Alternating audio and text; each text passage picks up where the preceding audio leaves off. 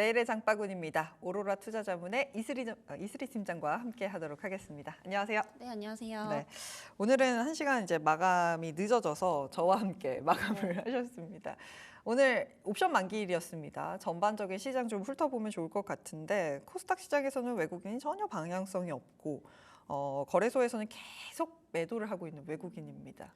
네, 우선은 외인들의 수급 부재가 지금 오늘만 또 그런 건 아니거든요. 그쵸. 그래서 최근 들어서 지속적인 이제 매도가 이어지고 있는 상황이고 아무래도 이제 삼성전자에 대한 흐름이 너무 좀 안 좋다 보니까 전체적으로 좀 무너지고 있는 이런 모습들입니다. 그래서 오늘 외국인들 같은 경우에 코스피 쪽에서 2,700억대 이상 또 이제 매도가 나온 상황이고 코스닥도 30억 넘게 좀 매도가 나온 상황입니다. 그래서 아무래도 이제 전체적인 좀 분위기가 좋지 않습니다. 뭐 미국 제외하고서 지금 이제 이머징 마켓 관련해서는 대부분의 증시가 좀 하락세로 이어지고 있는 상황인데 우리나라 역시도 여기서는 좀 피해갈 수 없지 않나라고 보고 있는 상황이고요. 사실 이제 옵션 만기를 제외하고서 보더라도 당분간은 이런 좀 추세가 이어지지 않을까라고 보고 있는 상황입니다.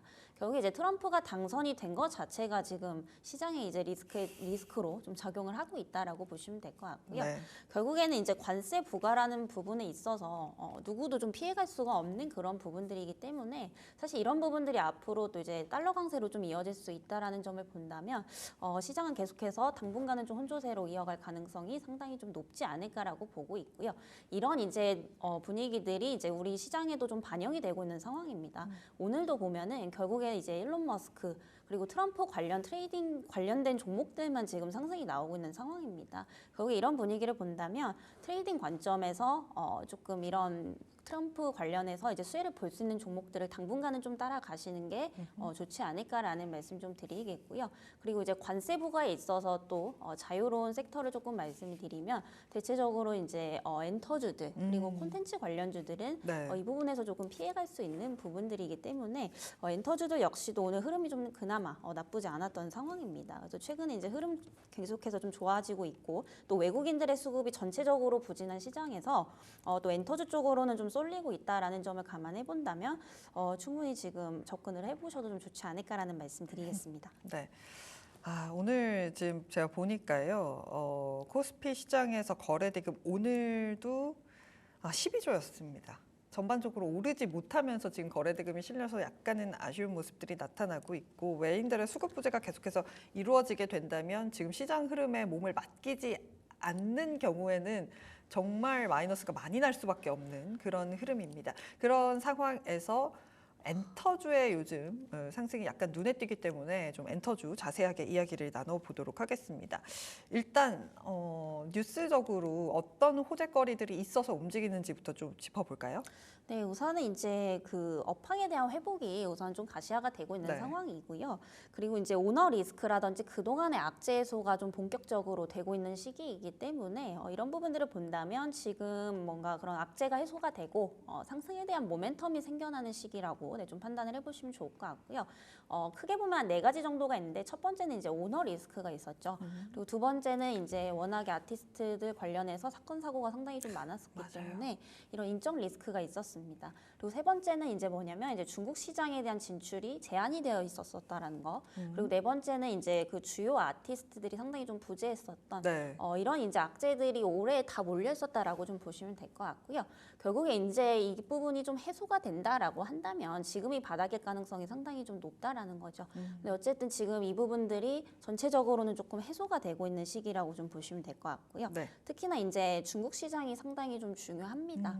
네, 최근에 이제 2017년 이후로 한한령 때문에 뭐 우리 관련 기업들이 중국 시장에 본격적으로 좀 진출을 못했던 이런 상황이었는데 결국에는 최근에 이제 무비자 승인이 나면서 결국에 이 의도를 우리가 조금 해석을 해봐야 됩니다. 결국에 이제 우리나라와 관계 개선을 좀 시도하려는 이런 의도로 좀 파악을 해볼 수가 있기 때문에 이와 관련된 기업들도 조금 보셔야겠고요. 결국에는 지금 상황에서 트럼프 트레이딩 아니면 개별 이슈를 따라가셔야 된다라는 겁니다. 그래서 결국 엔터주들이 이에 따른 좀 수혜를 볼 것으로 예상이 되고 있고 그리고 내년부터 중국 시장에서 또 어떠한 그런 콘서트에 대한 기대감도 좀 가져가 볼 수 있지 않을까라고 좀 보여지고 있는 상황입니다. 그래서 엔터 4사를 이제 좀 중심으로 보시면 좋을 것 같고요.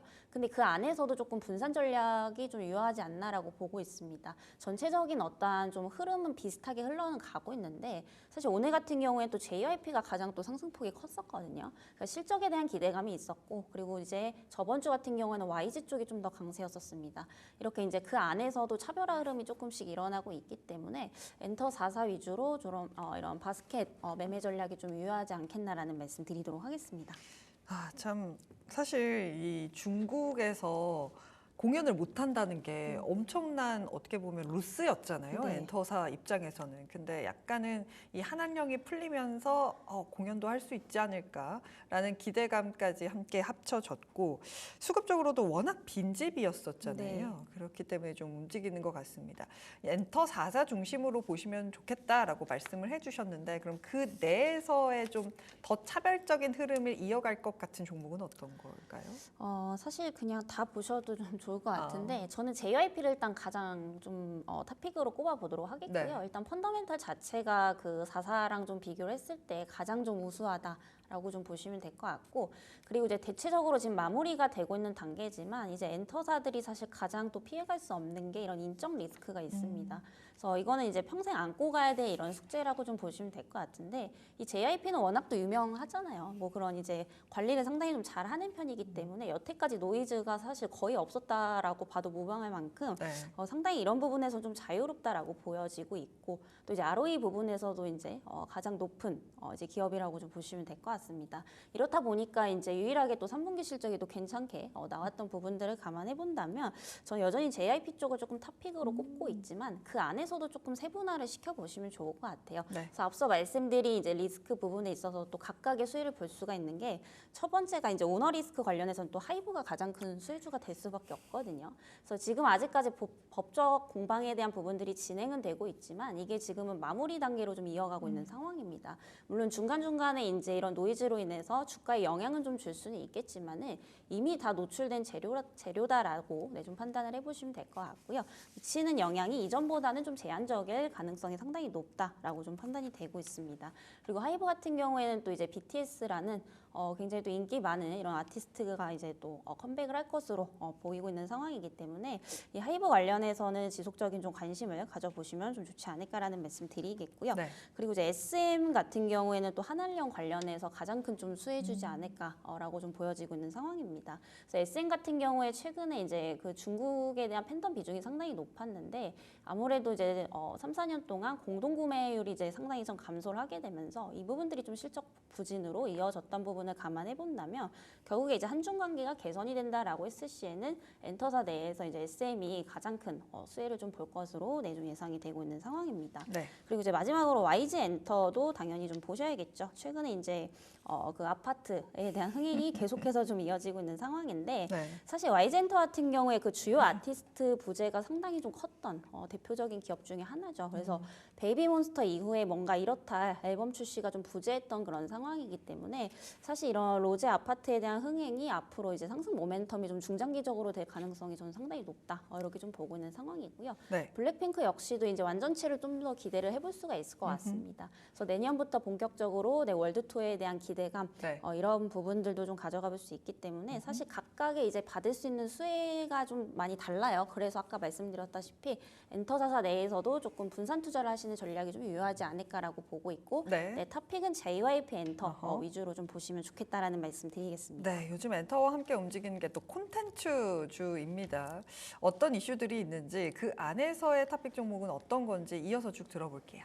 네, 이제 콘텐츠주들도 거의 지금 바닥을 좀 지나고 있는 상황이죠. 그래서 뭐 트럼프 트레이딩 관련주가 아니라면은 최대한 지금 바닥권에 있는 종목들을 보셔야 되는데 여기서 또 실적 개선에 대한 기대감들도 가지고 있습니다. 그래서 워낙에 지금 콘텐츠주들 같은 경우에 이제 실적에 대한 부진이 너무 장기화가 됐었고 지금 이런 부분들이 이제 분기적으로 좀 봤을 때 실적이 좀 되살아나는 모습들을 보여주고 있는 상황입니다. 그래서 대표적으로 이제 CJ E&M이라는 종목을 좀 보시면 좋을 것 같고요. 최근에 이제 그 티빙 관련해서 또 합병 이슈도 좀 있는 상황입니다. 그리고 일단 3분기 실적이 좀 굉장히 긍정적으로 나왔던 부분이고 영업이익이 이제 158억, 전년 대비해서 거의 2배 넘게 상승이 나왔다라고 보시면 될 것 같습니다. 근데 사실 이제 CJ E&M 같은 경우에는 한 가지 우려 사항은 조금 있는 상황이에요. 네. 그래서 지금 자회사 이제 피프스 시즌을 이제 1조 원대에서 지금 인수를 한 상황인데 여기서 실적이 지금 너무 안 나오고 있습니다.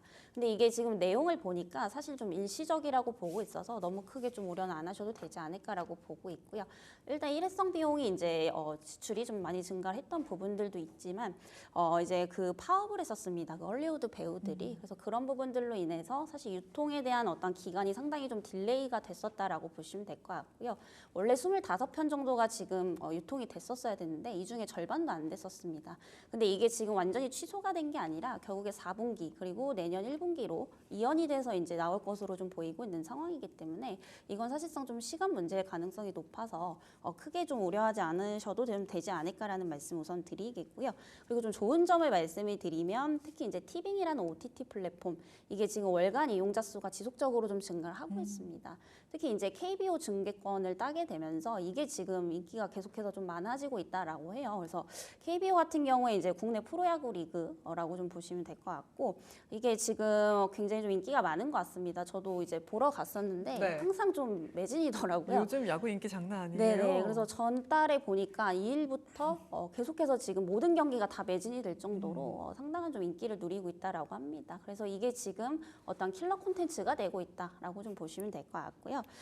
그리고 이건 여담이지만은 뭐 컴투스라는 종목도 같이 보셔도 좋을 것 같아요. 컴투스. 네, 컴투스 같은 경우에 그 이제 국내 프로야구 리그를 바탕으로 해서 또 이제 유일하게 독점을 가지고 게임을 제작을 하는 회사이기 때문에 뭐 야구 인기가 많아지면 이게 게임으로도 이어질 가능성이 높겠죠. 그래서 같이 한번 이제 참고를 해보시면 좋을 것 같고요.